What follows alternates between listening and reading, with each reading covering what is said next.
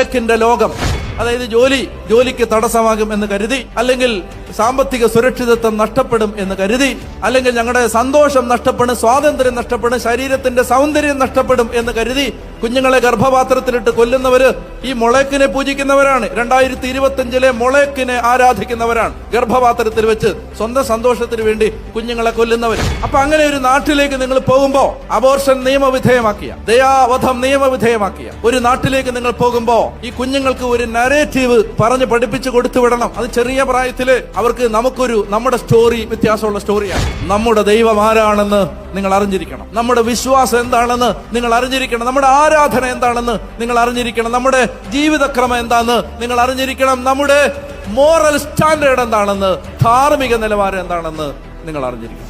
നമുക്ക് ഒരേ കഥയുള്ളൂ. ആഴ്ച ബൈബിളിന്റെ സ്റ്റോറി മാറ്റാൻ പറ്റില്ല. അത് നമ്മുടെ അബോധങ്ങളിൽ ആഴപ്പെടുന്നത് വരെ നമ്മൾ പറഞ്ഞുകൊണ്ടേയിരിക്കണം. നമ്മുടെ കുഞ്ഞുങ്ങളുടെ, നമ്മുടെ തലമുറയുടെ, നമ്മുടെ ജനബാഹുല്യത്തിന്റെ അബോധങ്ങളിൽ, സബ് കോൺഷ്യസിൽ അത് രജിസ്റ്റർ ചെയ്യപ്പെടുന്നത് വരെ നമ്മൾ ഇങ്ങനെ പറഞ്ഞുകൊണ്ടേയിരിക്കണം. This is our story. ഇതാണ് ഞങ്ങളുടെ കഥ.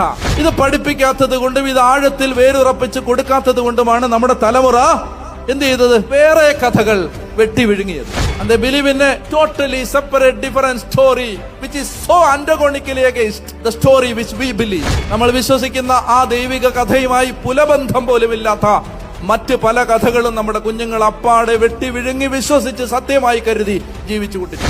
സിസ്റ്റേഴ്സ് പറയേണ്ടത് ലോകത്തിലെ വിഷയങ്ങളല്ല, വചനത്തിലെ കാര്യങ്ങളാണ്. അച്ഛന്മാര് പറയേണ്ടത് ആ കാര്യങ്ങളാണ്. കുടുംബങ്ങൾ പറയേണ്ടത് അതാണ്. കാറ്റഗിസം ക്ലാസ്സുകളിൽ പറയപ്പെടേണ്ടത് അതാണ്. പള്ളികളിൽ ചർച്ച ചെയ്യപ്പെടേണ്ടത് അതാണ്. നമ്മൾ ദൈവഭക്തർ ഒരുമിച്ച് കൂടുന്ന ഇടങ്ങളിൽ നമ്മുടെ സംസാരം, we speak about our story. We have a unique story to tell, to share to the world. ഈ ലോകത്തോട് വിളിച്ചു പറയാൻ അനന്യവും അതുല്യവുമായ ഒരു കഥയുണ്ട് നമുക്ക്.